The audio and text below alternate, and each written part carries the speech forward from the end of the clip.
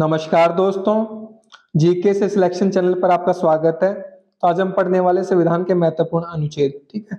तो संविधान का भाग 5 की बात करेंगे आज हम, जिसमें संघ के बारे में बात की गई है। संघ से मतलब केंद्र सरकार, इसमें राष्ट्रपति, संसद, न्यायपालिका जैसे मुद्दे टॉपिक आ जाते हैं, ठीक है। ये अनुच्छेद हमारे 52 से लेके 151 तक हमारे भाग 5 के अंतर्गत आते हैं, ठीक है। लेकिन आज की वीडियो में हम केंद्रीय मंत्रियों से संबंधित अनुच्छेद पढ़ेंगे, जिसमें हमारे अनुच्छेद 74 से लेके 78 तक आते हैं। इससे पहले जो हमारे 73 तक थे, 52 से लेकर 73 तक, वो हमारे राष्ट्रपति और उपराष्ट्रपति के अनुच्छेद थे, जो हम इससे पहले वाली वीडियो में पढ़ चुके हैं। तो ये भाग 5 के अंतर्गत ही आते हैं हमारे अनुच्छेद 74 से 78 पढ़ेंगे आज की वीडियो में। तो शुरू करते हैं, ठीक है। आप किसी भी एग्जाम की तैयारी कर रहे हो, SSC, railway, defence, Delhi police, state exam, सभी के लिए महत्वपूर्ण टॉपिक है हमारा ये, ठीक है। तो अनुच्छेद 74 की बात करते हैं। अनुच्छेद 74 क्या कहता है हमारा? राष्ट्रपति को सहायता और सलाह देने के लिए मंत्रिपरिषद, ठीक है। तो राष्ट्रपति को अपने कार्यों में प्रधानमंत्री मंत्रिपरिषद की सहायता और सलाह मिलेगी। तो ये हमें कौन बताता है? अनुच्छेद 74 बताता है कि राष्ट्रपति को सहायता और सलाह देने के लिए एक मंत्रिपरिषद होगी, जिसमें प्रधानमंत्री भी होगा, मंत्रिपरिषद भी होगी हमारी, ठीक है, मंत्रीगण भी होंगे। फिर बात करते हैं हमारे अनुच्छेद 75 के बारे में। मंत्रियों के संबंध में अन्य प्रावधान। हम मंत्रियों के संबंध में क्या प्रावधान है वो देखते हैं। तो ये मैंने छोटी छोटी डेफिनेशंस दे रखे हैं ताकि आपको हर एक अनुच्छेद को समझने में आसानी हो। प्रधानमंत्री और मंत्रियों की नियुक्ति, कार्यकाल और उनसे संबंधित नियमों का प्रावधान है इस अनुच्छेद 75 में, ठीक है।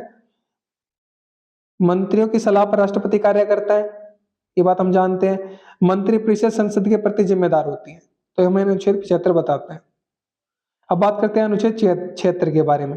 तो अनुच्छेद 76 में क्या कहता है? भारत के महान्यायवादी के बारे में बात करता है कि भारत का महान्यायवादी AGI, attorney general of India, राष्ट्रपति और केंद्र सरकार को कानूनी सलाह देता है, ठीक है, और जरूरत पड़ने पर अदालत में उनका प्रतिनिधित्व करता है। तो जो हमारे केंद्र सरकार है और राष्ट्रपति है, उसके लिए हमारा क्या होता है? एजीआई होता है, महान्यायवादी होता है हमारे पूरे भारत का, जो जरूरत पड़ने पर उनका क्या करेगा? प्रतिनिधित्व करेगा, उनके लिए वकील के रूप में काम करेगा, ठीक है। कोई भी केस होता है तो अगर सरकार के ऊपर। अब बात करते हैं अनुच्छेद 77 के बारे में, 77।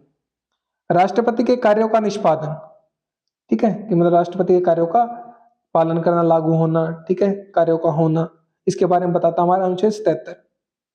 राष्ट्रपति के काम प्रधानमंत्री और मंत्रिपरिषद की सलाह के अनुसार पूरे होते हैं।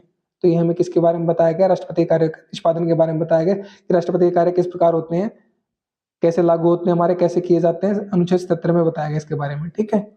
अब हम बात करते हैं अनुच्छेद 78 के बारे में। राष्ट्रपति को सूचना देने आदि के संबंध में प्रधानमंत्री के कर्तव्य, ठीक है। तो डायरेक्टली प्रश्न ऐसे पूछे जाते हैं कि प्रधानमंत्री कर्तव्य के बारे में अनुच्छेद कौन सा अनुच्छेद हमें बताता है?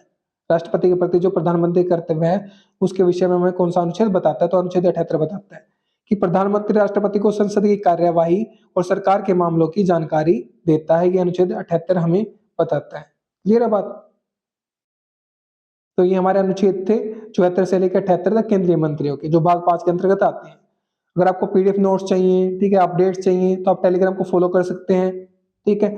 जीके से सिलेक्शन नाम से अपना टेलीग्राम चैनल डायरेक्ट सर्च कर सकते हैं, या फिर इस लिंक को कॉपी पेस्ट करके इस पे डायरेक्ट क्लिक करके आप टेलीग्राम चैनल को ज्वाइन कर सकते हैं।